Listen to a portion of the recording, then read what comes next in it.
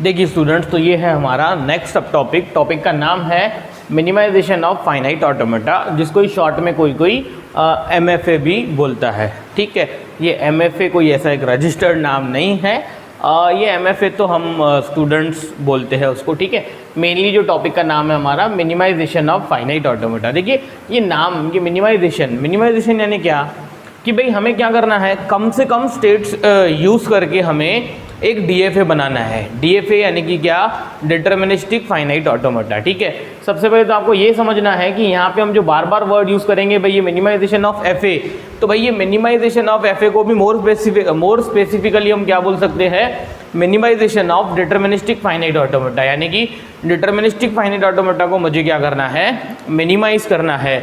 अब क्यों मिनिमाइज करना है, या फिर ये क्या प्रॉब्लम है हमारे ओरिजिनल DFA के साथ जो हमें मिनिमाइज करना पड़ता है, तो ये मैं आपको अभी आगे बताऊंगा। पहले तो आप देख लीजिए मिनिमाइजेशन समझने के पहले कि मैंने यहाँ पे लिखा हुआ है, एक दो कंसेप्ट लिखे हुए हैं मैंने यहाँ पे। पॉइंट नंबर 1 है प्रोडक्टिव स्टेट्स, पॉइंट नंबर 2 है नॉन प्रोडक्टिव स्टेट्स। यानी कि हमारी जो FA रहती है, देखिए मैं जब भी FA बोलूँगा बाय डिफ़ॉल्ट वो DFA होती है। ठीक है, तो मैं अगर FA बोलता हूँ तो आप क्या एज्यूम कीजिए मन में कि भाई किसका डिस्कशन हो रहा है, DFA का, डिटर्मिनिस्टिक फाइनाइट ऑटोमेटा का ये हो रहा है, डिस्कशन हो रहा है, इसीलिए मैं उसको क्या बोल रहा हूँ, FA। ठीक है, देखिए तो सबसे पहले तो प्रोडक्टिव स्टेट्स। प्रोडक्टिव स्टेट्स में एक ही स्टेट्स आती है। प्रोडक्टिव स्टेट्स कौन सी है, कंपलसरी स्टेट्स। जैसे कि मैंने आपको बोल दिया कि भाई strings ending with B, strings ending with B, तो भाई ये B लेके गए हम यहाँ पे। नेक्स्ट, तो मुझे एक बात बताइए, ये B इधर आ जाएंगे, ये A इधर आ जाएंगे, ये इसका A शायद इधर आ जाएगा। ठीक है, ये हमारी क्या है, एक ये कौन सी स्टेट है हमारी, ये हमारी एक डिटर्मिनिस्टिक फाइनाइट ऑटोमेटा है, जिसकी लैंग्वेज क्या है, strings ending with small b। अगर B से खत्म होने वाली स्ट्रिंग्स है तो वो सभी की सभी यहाँ पे क्या होंगी, एक्सेप्ट होंगी, बाकी सब क्या आने वाली है, रिजेक्ट होने वाली है। आई बात समझ में, समेशन यहाँ पे A, B है, ये अब आपको समझना चाहिए। हमने बहुत सारे FA के प्रॉब्लम्स देखे हुए हैं। ठीक है, तो मैं आपको बोल सकता हूँ कि यहाँ पे Q0 और Q1 ये दोनों स्टेट्स क्या है, कंपलसरी स्टेट्स है। कंपलसरी स्टेट्स किसको बोला जाता है, जो लैंग्वेज की स्ट्रिंग्स को अचीव करने में हमारी क्या करती है, हेल्प करती है। तो मुझे बताइए, अगर मैं इन दोनों में से कोई भी एक स्टेट ड्रॉ नहीं करूंगा तो क्या मैं वो लैंग्वेज की सभी स्ट्रिंग्स एक्सेप्ट करवा सकता हूँ क्या, बिल्कुल नहीं। तो ऐसी स्टेट्स जिनको हम क्या कर सकते हैं, डिलीट नहीं कर सकते हैं, जो लैंग्वेज की स्ट्रिंग्स एक्सेप्ट करवाने के लिए ज़रूरी है, उनको क्या बोला जाता है, कंपलसरी स्टेट्स। ठीक है, और ये कंपलसरी स्टेट कौन से कैटेगरी में आती है, प्रोडक्टिव स्टेट्स। क्योंकि प्रोडक्टिव स्टेट्स यानी क्या, प्रोडक्टिव यानी क्या, अरे भाई वो हमारे काम की है। प्रोडक्टिव यानी क्या, अरे भाई लैंग्वेज अचीव करने के लिए हमें क्या चाहिए, हमने ये DFA क्यों बनाई है, ये DFA तो हमारी एक लैंग्वेज एक्सेप्टर है। ठीक है, कि भाई ये लैंग्वेज एक्सेप्ट करना है ये DFA को, तो फिर ये लैंग्वेज एक्सेप्ट करने के लिए ये दोनों ही स्टेट्स क्या है, हमारी जरूरी है। ठीक है, चलिए कोई बात नहीं। नेक्स्ट, ये आपको समझ में आ जाएगा धीरे धीरे, आपको याद होगा तो जब मैं आपको ये सिखाता था कि भाई FA के हम स्टार्टिंग के प्रॉब्लम देखते थे, एंडिंग विद ABA या फिर सबस्ट्रिंग, तब मैं पहले कंपलसरी स्टेट्स ही ड्रॉ कर देता था कि भाई सपोज मैं आपको बोलता था भाई एंड्स विद AB, भाई एंड्स विद AB का हमें क्या निकालना है, FA निकालना है। तो सबसे पहले तो मैं मिनिमम ऐसी कौन सी स्ट्रिंग है जो एक्सेप्ट होनी चाहिए बेटा, वो तो AB है। तो सबसे पहले तो आपको याद होगा, तो मैं पहले तो कुछ इस प्रकार से ही ड्रॉ करता था और मैं आपको बोलता भी था कि ये स्टेट्स हमारी क्या है, कंपलसरी स्टेट्स है, इतनी तो आनी ही चाहिए। ठीक है, चलिए कोई बात नहीं, आपको धीरे धीरे सब समझ में आ जाएगा, वैसे ही मेरे पढ़ाने के बाद समझ में आता ही है, कोई बात नहीं। ठीक है, चलिए तो ये कंपलसरी स्टेट्स आपको समझ में आ गया होगा। नेक्स्ट, अब देखते हैं हम नॉन प्रोडक्टिव स्टेट्स। अब ये नॉन प्रोडक्टिव स्टेट्स क्या होता है, ठीक है, सबसे पहले नॉन प्रोडक्टिव स्टेट्स में है अनरीचेबल स्टेट्स। ठीक है, सेकंड है इक्वल स्टेट्स, थर्ड है डेड स्टेट। ठीक है, अब ये नॉन प्रोडक्टिव यानी क्या भाई, ये लैंग्वेज की स्ट्रिंग्स अचीव करने में हमें हेल्प नहीं करते, ये क्या है, वैसी स्टेट्स है। ऐसा बहुत बार होता है कि ऐसी बहुत सारी स्टेट्स आती हैं जो हमें क्या करती है, लैंग्वेज अचीव करने में हमारा उसका कोई रोल होता नहीं है, फिर भी वो ड्रॉ की हुई रहती है। ठीक है, जिसको हम बोलेंगे नॉन प्रोडक्टिव स्टेट। ठीक है, और ये नॉन प्रोडक्टिव स्टेट्स अगर नहीं भी रहे तो भी हमारी जो लैंग्वेज की स्ट्रिंग्स है वो सब की सब एक्सेप्ट की जा सकती है। ठीक है, नॉन प्रोडक्टिव स्टेट्स नहीं रहे तो भी चलता है। पर अब ये नॉन प्रोडक्टिव स्टेट्स अगर नहीं रहे तो चलता है, तो आपका क्वेश्चन होना चाहिए भाई अरे ये नॉन प्रोडक्टिव स्टेट्स आते कहाँ से है? तो बेटा ये नॉन प्रोडक्टिव स्टेट्स हमारे मन में से ही निकलते हैं। जैसे मैंने आपको बोल दिया कि भाई मैंने आपको कोई एक डिफिकल्ट लैंग्वेज दे दी, मैंने बोल दिया भाई मेरे सामने 10 स्टूडेंट्स बैठे हैं, मैंने बोल दिया भाई इसकी आप क्या निकालो, डीएफए निकालो। तो 10 के 10 स्टूडेंट जरूरी है सेम डीएफए निकालेंगे? अरे भाई अलग अलग भी निकाल सकते हैं, ठीक है, क्योंकि डीएफए तो हमारी यूनिक नहीं है, उसका स्ट्रक्चर तो बिल्कुल यूनिक नहीं है, पर हम डीएफए एक ही लैंग्वेज की अलग अलग डीएफए भी निकाल सकते हैं। मैं 2 मिनट में आपको निकाल के बता दूंगा कि भाई अलग अलग डीएफए कैसे निकलती है एक ही लैंग्वेज की, ठीक है। चलिए देखिए, तो नॉन प्रोडक्टिव स्टेट्स में सबसे पहला है अनरीचेबल स्टेट्स। मुझे एक बात बताइए, ये जो हमारी डायग्राम है, ये डायग्राम किसी एक स्टूडेंट ने निकाला, भाई कोई स्टूडेंट रहता है भाई एकदम हीरा रहता है, एकदम डायमंड, भाई सपोज उसने ये डायग्राम निकाली ऐसी Q0 दिस एंड एक यहाँ पे उसने एक Q2 नाम की स्टेट ले लिया जिसका AB उस पर ही जा रहा है, AB उस पर ले लेते क्या, चलिए A उस पर ले लीजिए कोई बात नहीं, और B लेके चले जाइए इधर, ठीक है। चलिए मुझे एक बात बताइए कि क्या ये Q2 स्टेट का कोई रोल है क्या यहाँ पे? अरे बिल्कुल नहीं, कैसे पता? मुझे बताइए ये Q0 B लेके इधर जा रहा है, एक्सेप्टेड, उसके कितने भी A लेके B जा रहा है, ठीक है, एक्सेप्टेड क्योंकि एंडिंग विद B है। अच्छा फिर अगर ये B के बाद फिर से A आ गया तो वो इधर आ गया, ठीक है। यानी कि हमारी जो लैंग्वेज का टास्क या हमारा जो टास्क है बेटा वो तो ये 2 स्टेट से ही अचीव हो गया था। तो मुझे बताइए ये Q2 नाम की स्टेट कर क्या रही है? कुछ तो नहीं कर रही है, तो क्या मैं इसको बोल नहीं सकता हूँ ये नॉन प्रोडक्टिव स्टेट है? अरे भाई अगर ये नॉन प्रोडक्टिव स्टेट है, नॉन प्रोडक्टिव कैटेगरी में गया, तो कौन सी नॉन प्रोडक्टिव है? अनरीचेबल, इक्वल की डेट स्टेट, आई बात समझ में? तो बेटा ये अनरीचेबल स्टेट है। कैसे पता? स्टार्टिंग स्टेट कौन सी है? Q0। Q0 को भी ये एरो ड्रॉ किया, इसका मतलब Q0 हमारी कौन है? इनिशियल स्टेट है, स्टार्टिंग स्टेट है, ठीक है। तो Q0 से क्या मैं Q2 पे पहुंच सकता हूं क्या? करके देखिए, Q0 से मैंने B लिया, Q1 पे पहुंच गया। अब Q1 से Q2 पे जाना, यानी मुझे देखा जाए तो मुझे देखना पड़ता है इनिशियल स्टेट से, भाई Q1 से Q2 पे पहुंचने का कोई रास्ता है क्या पॉसिबल? बिल्कुल नहीं, क्योंकि देखिए Q2 ये B की तरफ ट्रांजिशन एमिट कर रहा है, Q1 से तो कोई उधर जा ही नहीं रहा Q2 की तरफ, Q0 से भी कोई नहीं जा रहा, यानी Q0 स्टार्टिंग स्टेट से ये स्टेट रीच हो ही नहीं रही है। अरे तो इसी को ही तो बोलते हैं अनरीचेबल स्टेट्स, अनरीचेबल स्टेट है ये, आई बात समझ में? तो सपोज किसी ने भाई मैंने 10 अलग अलग स्टूडेंट्स को ये सेम क्वेश्चन दिया, भाई एंडिंग विथ B वाली डायग्राम निकाली, किसी ने ये 2 स्टेट्स में डायग्राम निकाली, किसी ने ये 3 स्टेट वाली निकाली।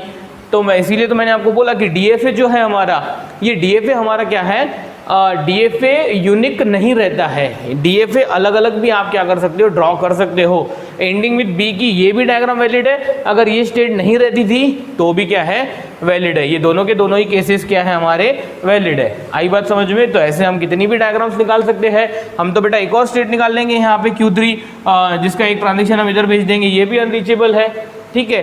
इसका B भी हम खुद पे ले लेंगे, आई बात समझ में? तो हमारा डीएफए कभी भी यूनिक मॉडल नहीं है।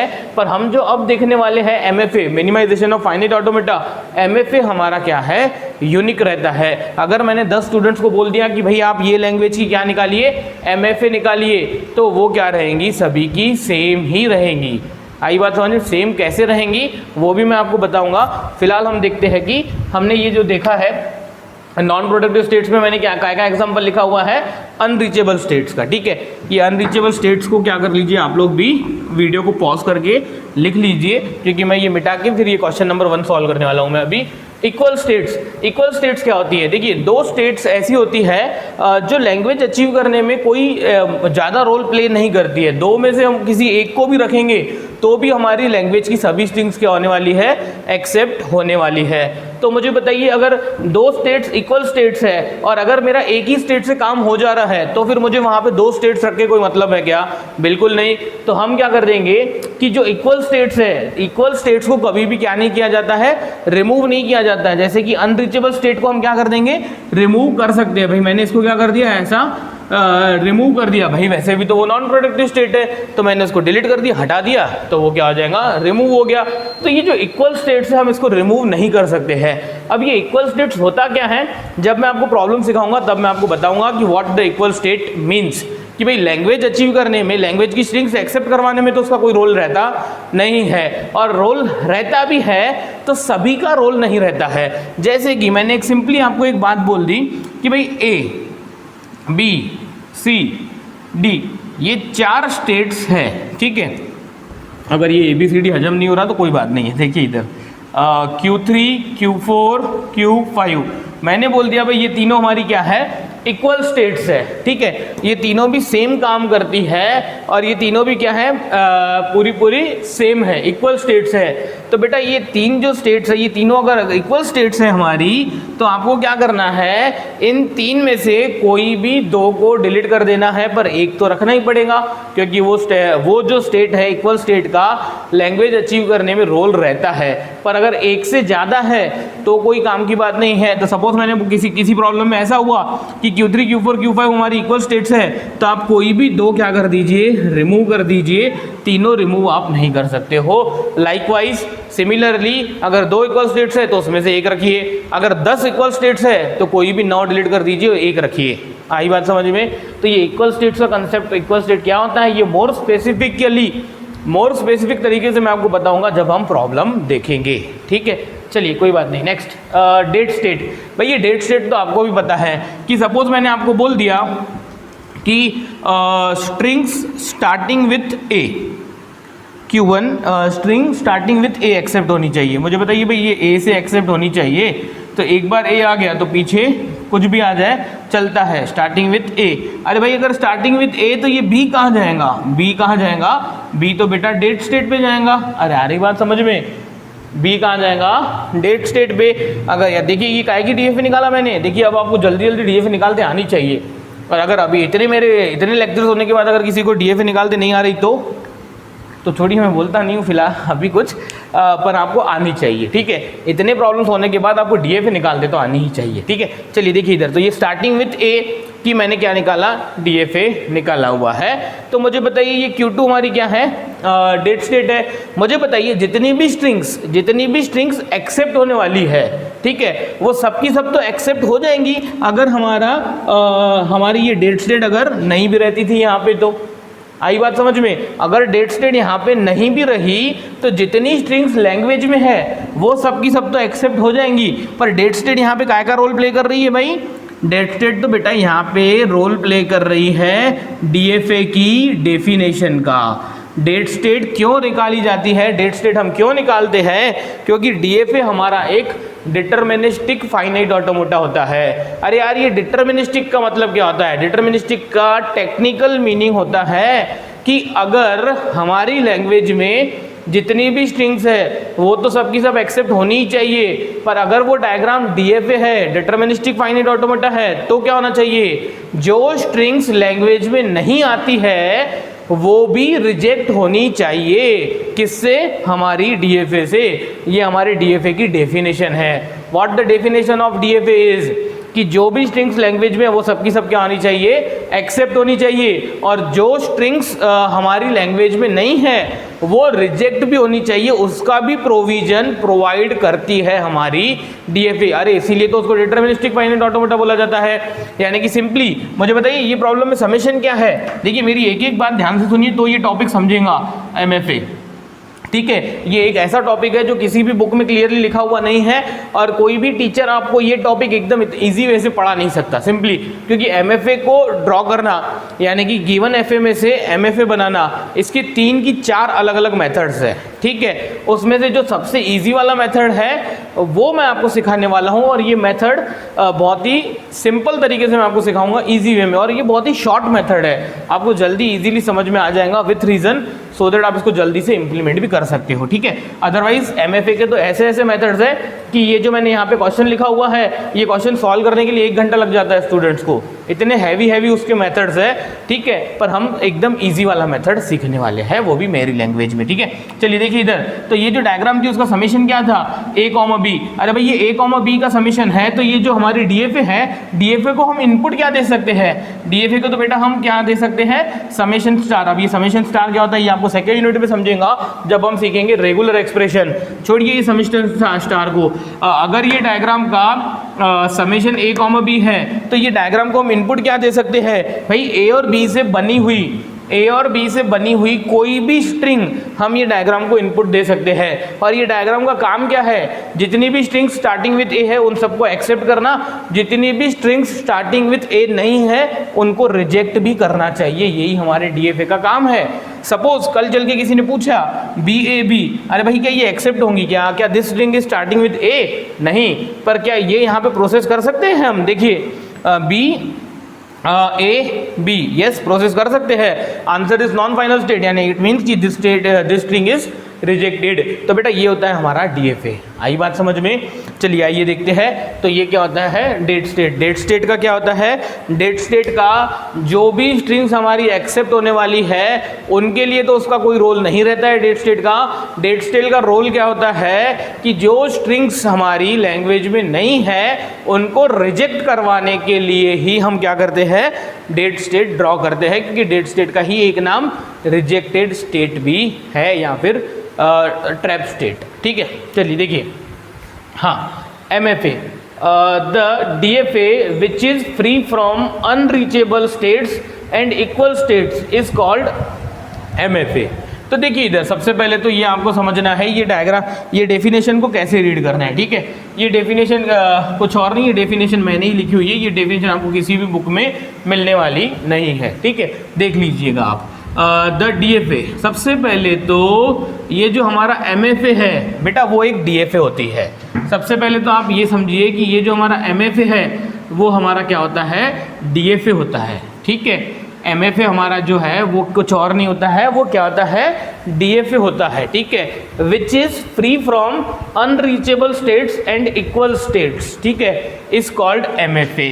एक ऐसा DFA जो अनरीचेबल स्टेट्स और इक्वल स्टेट्स से क्या है, इक्वल स्टेट से क्या है, फ्री है, यानी अनरीचेबल स्टेट्स और इक्वल स्टेट्स नहीं रहनी चाहिए। ऐसा अगर कोई DFA है तो उसी को ही क्या बोला जाता है, MFA। तो आपको पहले तो ये समझना है कि MFA भी क्या है, एक DFA है। ठीक है, MFA भी एक क्या है, DFA है, डिटरमिनिस्टिक फाइनाइट ऑटोमेटा।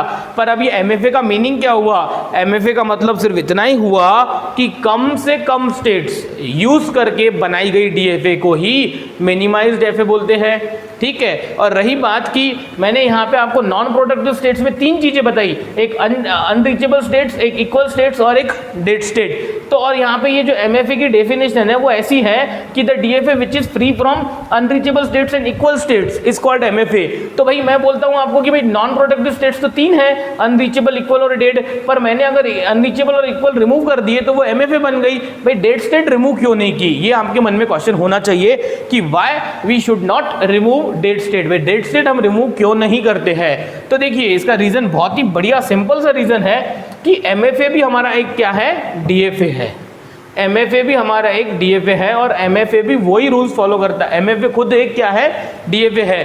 कम से कम स्टेट्स यूज करके बनाई गई DFA को ही MFA बोला जाता है। आई बात समझ में? तो बेटा MFA कुछ और नहीं है, DFA है। और अगर वो DFA है तो उसमें दोनों कंडीशन फॉलो करनी चाहिए कि जो स्ट्रिंग्स लैंग्वेज में है वो एक्सेप्ट होनी चाहिए, और जो स्ट्रिंग्स लैंग्वेज में नहीं है, जो स्ट्रिंग लैंग्वेज में नहीं है उनको वो हमारी MFA ने या DFA ने रिजेक्ट भी करना चाहिए।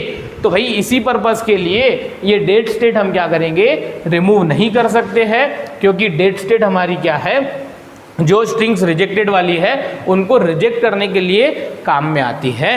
यही रीज़न है कि हमारे पास नॉन प्रोडक्टिव स्टेट्स तो तीन है, पर उसमें से MFA बनाने के लिए सिर्फ अनरीचेबल और इक्वल स्टेट्स को ही रिमूव किया जाता है, डेड स्टेट्स को रिमूव नहीं किया जाता है, क्योंकि MFA भी खुद में एक क्या है, DFA है। आई बात समझ में? चलिए आइए देखते हैं, एक क्वेश्चन देखते हैं। क्वेश्चन से हम समझेंगे कि what the actual purpose is, कि भाई हम ये MFA बनाते कैसे हैं और क्यों बनाते हैं वो भी मैं आपको सिखाऊंगा। अभी तक मैंने रीजन नहीं बताया आपको कि भाई हम MFA क्यों, भाई ये सब टॉपिक हम क्यों सीख रहे हैं। ठीक है, देखिए इधर तो सबसे पहले तो एक काम कीजिए, ये जितना बोर्ड पे लिखा हुआ है या फिर ये जो लिखा हुआ है मैंने, इसको आप पॉज करके लिख लीजिए, क्योंकि मुझे ये क्वेश्चन सॉल्व करने के लिए ये जगह का यूज़ करना है, सो दैट मैं ये मिटा देता हूँ। ठीक है,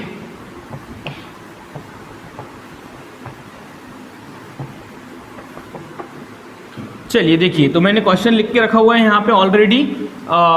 वो क्वेश्चन बहुत ही इजी लैंग्वेज में लिखा हुआ है, आपको क्वेश्चन का मीनिंग समझ में आ जाएगा और ये क्वेश्चन को सॉल्व करते करते ही मैं आपको इस सब टॉपिक की प्रोसीजर बता दूंगा। ये क्वेश्चन को हमने जैसे सॉल्व किया वही हमारी क्या है, प्रोसीजर है काय की, एमएफए बनाने की। एमएफए काय में से बनता है भाई, डीएफए में से ही बनता है। देखिए कैसे, draw the FA for the following transaction table, यानी कि फॉलोइंग ट्रांजेक्शन टेबल पे, ठीक है। फॉलोइंग ट्रांजेक्शन टेबल के लिए हमें क्या करना है, ड्रॉ द एफए, यानी कि स्टेट ट्रांजेक्शन डायग्राम निकालनी है एफए की। हमें गिवन क्या है, ट्रांजेक्शन टेबल, ठीक है। देखिए ये दो ट्रांजेक्शन, पहले तो मैं क्लियर कर दूं, ये दो ट्रांजेक्शन टेबल नहीं है, वो एक ही ट्रांजेक्शन टेबल है। मुझे वो पूरे 8 के 8 रोज एक साथ ही लिखने थे, पर यहाँ पे जगह नहीं थी, ठीक है।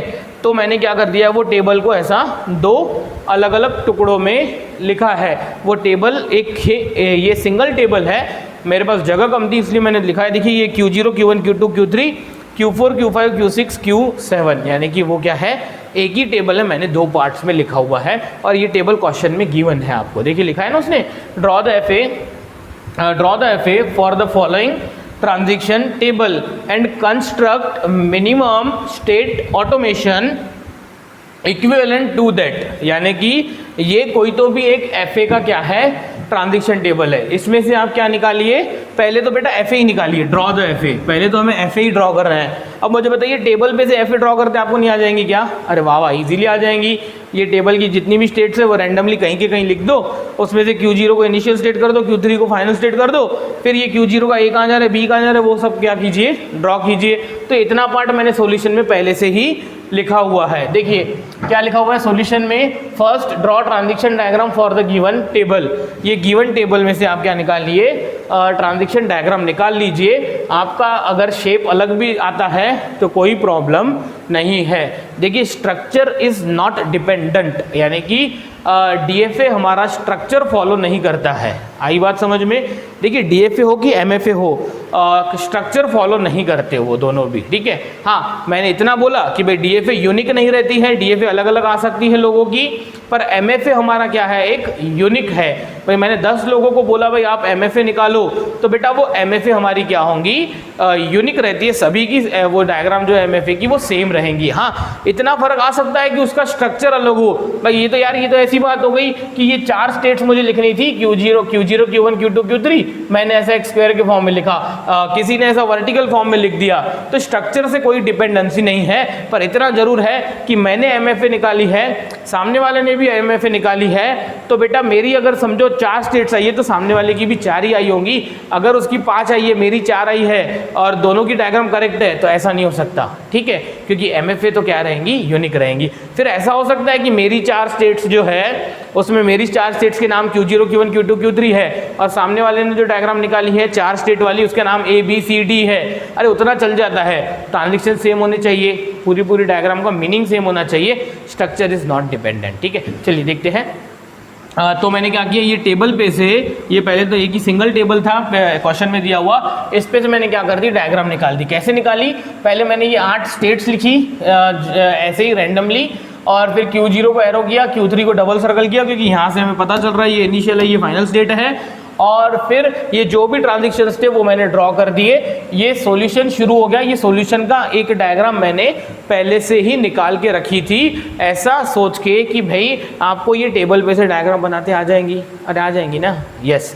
तो ये मैंने डायग्राम निकाल के रखी हुई है। अब इसके आगे का कैसे सॉल्व करते हैं वो हमें देखना है। चलिए देखिए क्वेश्चन क्या है, ये ड्रॉ द एफए तो हो गया, for the following transaction table and construct minimum state automation equivalent to that, ठीक है। यानी कि अब ये जो एफए है इसमें से मुझे क्या बनाना है, ये डीएफए में से एमएफए बनाना है। इसकी प्रोसीजर हमें सीखना है। तो सबसे पहले तो भाई डीएफए में से एमएफए बनाना है, तो मैंने क्या बोला आपको, 1 मिनट रुक जाइए।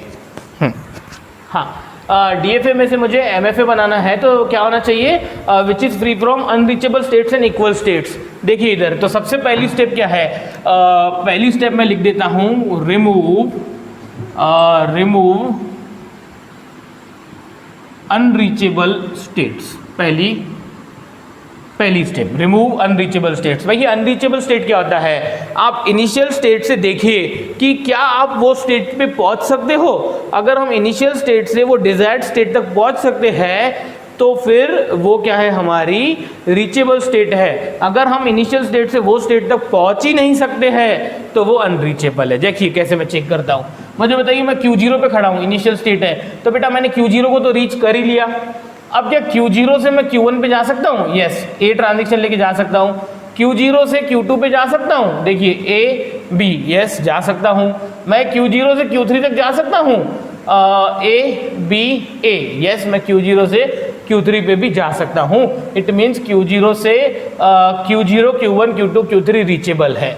Q0 से मैं Q4 जा सकता हूँ, देखिए Q0 से मैं आया, ए लेके इधर, बी लेके इधर, ए लेके इधर, अब इधर से मैं इधर जा सकता हूँ क्या? नहीं। या फिर मैं Q0 से Q2 पे, Q2 से इधर जा सकता हूँ क्या मैं Q4 पे? नहीं। यानी कि इनिशियल स्टेट से मैं Q4 स्टेट पे पहुंच ही नहीं सकता हूँ। ठीक है, चलिए Q0 से मैं Q5 पे पहुंच सकता हूँ क्या? अरे भाई मैं Q4 पे ही नहीं पहुंच सकता हूँ तो Q5 पे भी तो बिल्कुल नहीं पहुंच सकता हूँ। Q0 से मैं Q6 पे पहुंच सकता हूँ क्या? देखिए Q4 Q5 पे नहीं पहुंच सकते तो Q6 पे भी नहीं पहुंच सकते।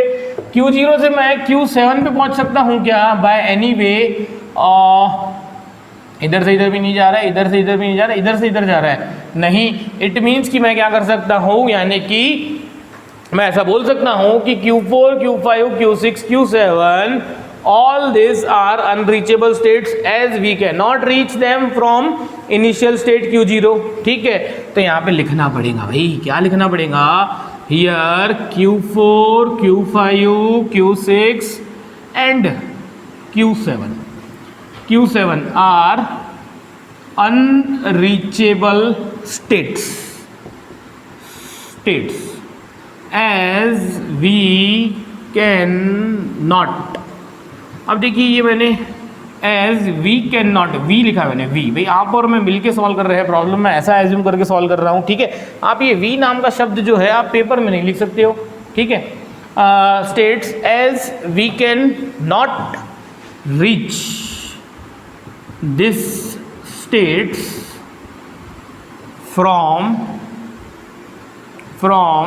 Initial state Q0। ठीक है, आई बात समझ में? आप यहाँ पे वी की जगह पे आई लिख देना।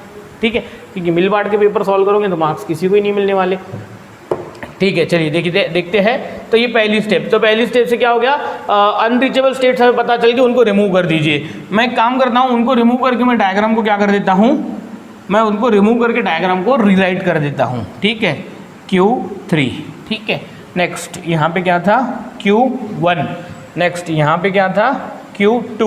अब वो चारों स्टेट्स तो हमें लेनी नहीं है क्योंकि वो अनरीचेबल है, उनका लैंग्वेज अचीव करने में कोई रोल नहीं है। अरे लैंग्वेज अचीव करने में छोड़ो, जो लैंग्वेज में स्ट्रिंग्स नहीं है उनको रिजेक्ट करने में भी उनका कोई रोल नहीं है। हम वहाँ तक क्या कर सकते हैं, पहुँच ही नहीं सकते हैं। ठीक है, चलिए कोई बात नहीं, तो उनको मैंने क्या कर दिया, रिमूव कर दिया। ठीक है, ये क्या है इधर, बी है दोनों में, है ना, बी का ट्रांजेक्शन जा रहा है, बी का ट्रांजेक्शन आ रहा है ना, और इधर से क्या है, इधर से हमारा ए का ट्रांजेक्शन है, और कोई बात नहीं, ये निकाल दिया। यानी कि अभी तक पहली स्टेप में हमने क्या किया, एमएफए को हम सीख रहे हैं, तो उसमें पहली स्टेट है remove unreachable states. Unreachable states क्या होती है, अगर हम इनिशियल स्टेट से वो स्टेट तक नहीं पहुंच सकते हैं तो वो स्टेट क्या हो गई, अनरीचेबल, और ऐसी स्टेट्स को आप डायरेक्टली क्या कर दीजिए, रिमूव कर दीजिए। तो देखिए ये जो 8 स्टेट की डायग्राम थी वो 4 स्टेट की डायग्राम तो पहली स्टेप में हो गई। अरे भाई तो क्या वो मिनिमाइज नहीं हुई क्या, इसीलिए तो टॉपिक का नाम है मिनिमाइज्ड एफए। ठीक है, अब रही बात को, ये जो डायग्राम है, ये डायग्राम में भी मुझे देखना पड़ेगा कि कोई इक्वल स्टेट्स है क्या। अगर कोई इक्वल स्टेट है, सपोज यहाँ पे ये Q1 और Q2 इक्वल स्टेट है, तो मुझे बताइए उन दोनों को रख के कोई मतलब है क्या? नहीं, हम वो दो को क्या कर देंगे, मर्ज करके कंबाइन कर देंगे और उसको वो एक ही कर देंगे। इक्वल स्टेट्स को रिमूव नहीं किया जाता है, इक्वल स्टेट्स को क्या किया जाता है, सोलो सिंगल करके रखना ही पड़ता है, क्योंकि इक्वल स्टेट का भी इक्वल स्टेट जो है, इक्वल स्टेट्स यानी कि एक से ज़्यादा स्टेट्स है तो उनको हमें रिमूव करना पड़ता है। वो एक तो लैंग्वेज अचीव करने के काम की रहती है, वो एक को रिमूव नहीं कर सकते हो आप। उससे जो इक्वल है उसको रिमूव करते हैं, ठीक है। चलिए कोई बात नहीं, पर अब मेरे पास जगह नहीं है। आप एक काम कीजिए, ये जितना भी बोर्ड पे लिखा हुआ है आप लिख लीजिए, सो दैट इसके आगे का प्रॉब्लम मैं फिर से सॉल्व करके देता हूँ। अभी वो पेज पे मैं उधर के कंटेंट्स क्या कर देता हूँ, मिटा देता हूँ, ठीक है। चलिए देखिए इधर, तो जैसे कि हमारा अनरीचेबल स्टेट्स रिमूव हो गया, तो अब हमारा सेकेंड स्टेप है टू चेक इक्वल स्टेट्स। देखिए ऐसा भी हो सकता है कि इक्वल स्टेट ना हो, अगर है तो हमें उनको मर्ज करना है, इतना समझ लीजिए आप, ठीक है। चलिए देखिए इधर, तो सबसे पहले तो यहाँ पे क्या करूँगा मैं, सेट्स बनाऊंगा। सबसे पहला सेट बना लेता हूँ मैं π0 नाम का, ठीक है। π0 नाम का सेट बनाता हूँ। उसके बाद वो सेट जो भी होगा उसके अंदर बहुत सारे ग्रुप्स आएंगे, वो ग्रुप्स को हमें धीरे धीरे क्या करना है, पार्टीशन करना है। अगर पार्टीशन होते जा रहे हैं तो इसका मतलब वो इक्वल स्टेट्स नहीं है। कोई दो स्टेट्स अगर एक ही ग्रुप में रह जाती है तो वो क्या है, इक्वल है। ऐसा नहीं समझेगा, हम करते हैं।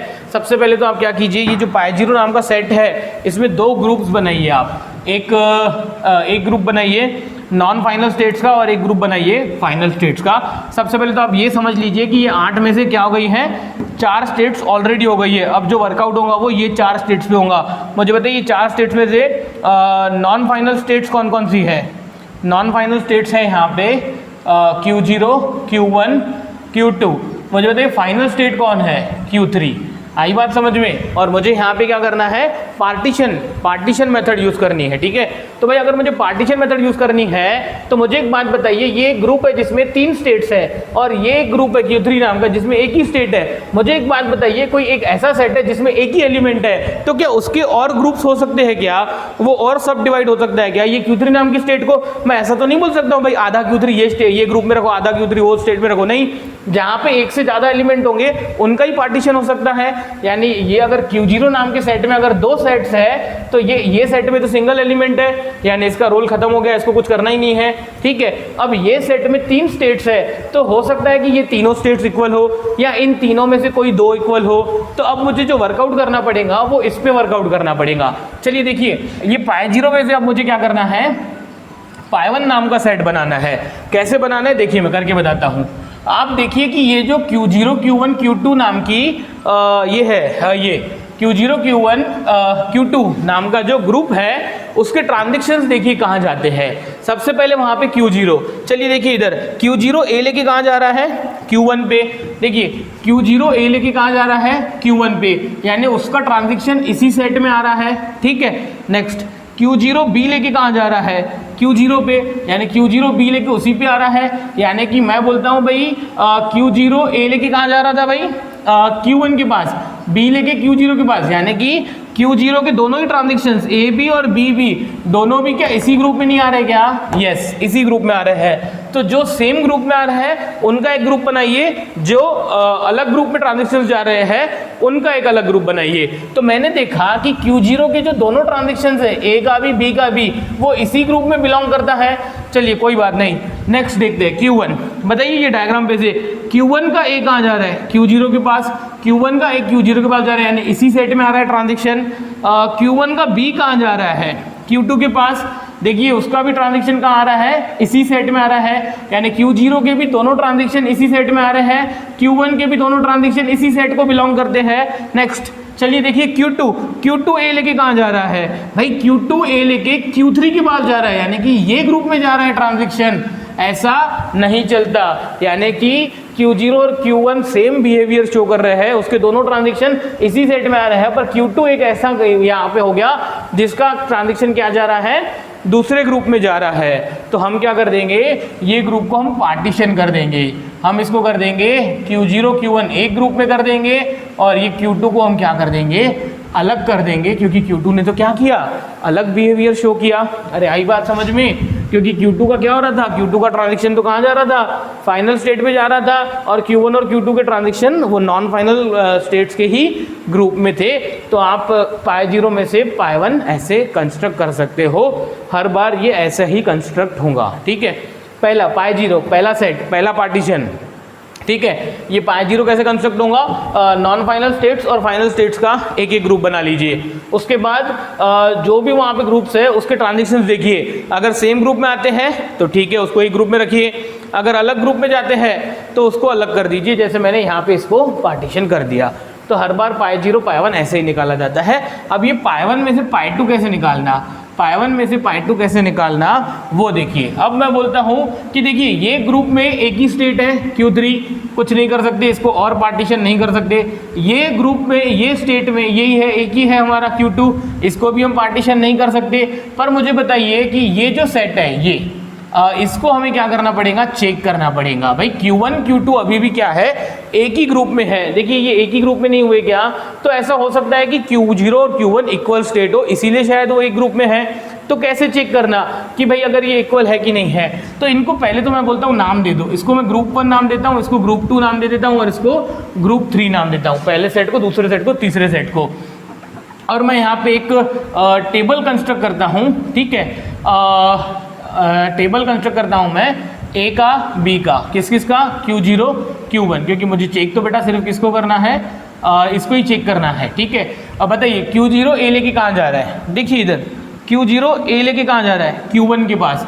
मुझे बताइए यहाँ पे Q1 कौन से ग्रुप में बिलोंग करता है, Q1 G1 में बिलोंग करता है, तो यहाँ पे लिखिए G1, ठीक है। चलिए Q0 बी लेके कहाँ जाता है, Q0 बी लेके कहाँ जाता है, Q0 के पास।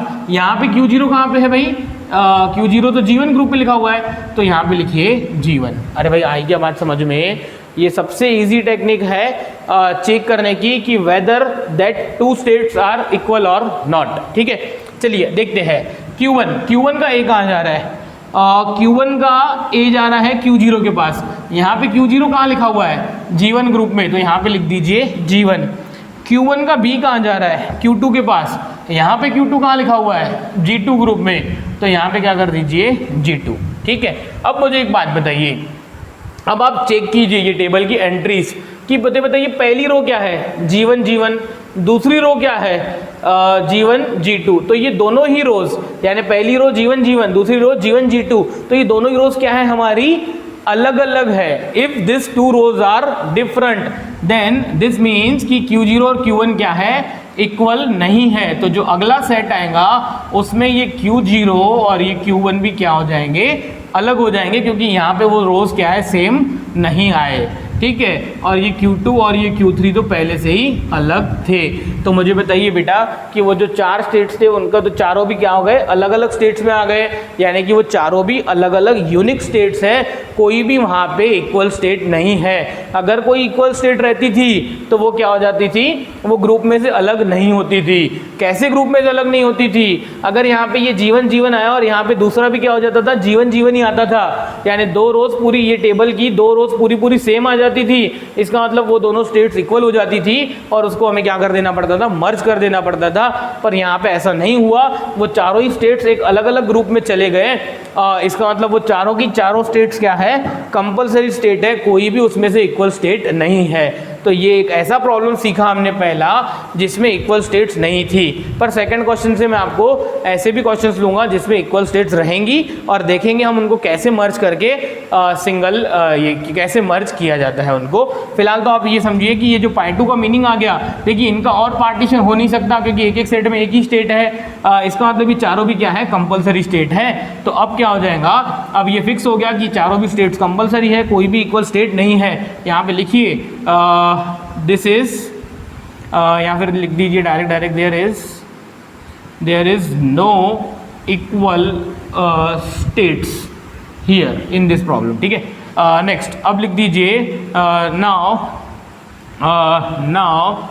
लिख दीजिए डायरेक्ट और MFA M डैश। देखिए मैंने आपको बार बार बताया हुआ है कि जो डायग्राम मैं निकालता हूँ वो हमेशा मैं क्या लेता हूँ, M डैश लेता हूँ, क्योंकि गिवन डायग्राम को हम क्या मानते हैं, M। तो बेटा आपको M नाम की एक DFA दी हुई थी, मैंने M डैश नाम की क्या निकाल दिया, एक MFA निकाल दिया। MFA क्या हो जाएंगी, Q dash summation delta dash Q0 dash F dash, ठीक है। ये मुझे एक्सप्लेन करना है।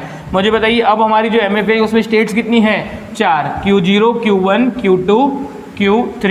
नेक्स्ट समेशन तो बेटा वही होता है, जो समेशन उधर था वो इधर रहेगा, समेशन हमारा क्या आएगा AB। Q0 dash, Q0 initial state तो बेटा वही रहने वाली है जो DFA की है वही MFA की, ठीक है। नेक्स्ट और क्या है, F डैश भी हमारा क्या रहने वाला है, वही रहने वाला है, Q3 यहाँ पे फाइनल है, ठीक है। और रही बात क्या है कि ट्रांजैक्शंस की, तो ये ट्रांजैक्शंस जो है इनके, ये सेम ट्रांजैक्शंस आप यहाँ पे क्या कर लीजिए, एक टेबल के फॉर्म में लिख दीजिए ये चारों ट्रांजैक्शंस, और नीचे क्या कर लेना, आप एक डायग्राम बना लेना। कौन सी डायग्राम बनाओगे, ये सेम डायग्राम आएंगी, क्योंकि इन चारों में से कोई भी स्टेट क्या है, इक्वल नहीं है। तो this diagram is our final diagram. ये डायग्राम हमें फिर से यहाँ पे निकालनी पड़ेंगी, और ये डायग्राम के जो ट्रांजैक्शंस है 8, वो 8 ट्रांजैक्शंस हमें क्या करने पड़ेंगे, यहाँ पे लिखने पड़ेंगे। तो ये एक पहला प्रॉब्लम था, आपको समझना तो सिर्फ ये था। पाई 0, पाई 1, पाई 2 कैसे आए, पाई 0 एक नॉन फाइनल और फाइनल स्टेट्स का ग्रुप बनाया, फिर मैंने देखा कि भाई वो एक सिंगल एंट्री है, वो पार्टीशन हो नहीं सकता, ये 3 का पार्टीशन हो सकता है, तो मैंने देखा कौन से ट्रांजैक्शन इसी ग्रुप को बिलोंग करते हैं, कौन से ट्रांजैक्शंस बाहर जा रहे थे, उसके बेसिस पे 2 ग्रुप्स हो गए पहले वाले बड़े ग्रुप के। फिर पाई 1 में से पाई 2 मैंने कैसे निकाला, ये टेबल पे से, टेबल की रोज अगर सेम आती थी तो वो इक्वल स्टेट्स है, टेबल की रोज अगर सेम नहीं आई तो वो इक्वल स्टेट्स नहीं है, इसलिए वो अलग हो गई। अब अगर हर एक सेट में एक एक एंट्री आ गई तो और तो पार्टीशन हो नहीं सकता, इसका मतलब चारों भी स्टेट्स क्या है, हमारी कंपलसरी स्टेट्स है, ठीक है। उसके बाद मैंने लिख दिया कि our required MFA M dash equals to this, ये 5 चीज़ों का डिस्क्रिप्शन दिया, और नीचे आपको आएगा MFA state transition diagram of MFA is, ऐसा लिख के आपको क्या करना है, यही डायग्राम सेम फिर से एट लास्ट निकालना है। आई बात समझ में। तो ये एक ऐसा प्रॉब्लम था जिसमें अनरीचेबल स्टेट्स तो थी 4, पर इक्वल स्टेट कोई भी नहीं थी, ठीक है। और यही हमारी क्या है, MFA है, ठीक है। तो MFA के बारे में और भी बहुत सारे कंसेप्ट्स हैं जो हम देखेंगे क्वेश्चन 2 और क्वेश्चन 3 से। फिलहाल आप इसको क्या कर लीजिए, अच्छे से कॉपी कर लीजिए, और ये ट्रांजिशन टेबल और MFA की डायग्राम ये वाली सेम आप क्या कर लीजिएगा, कॉपी कर लीजिएगा, ठीक है। ओके।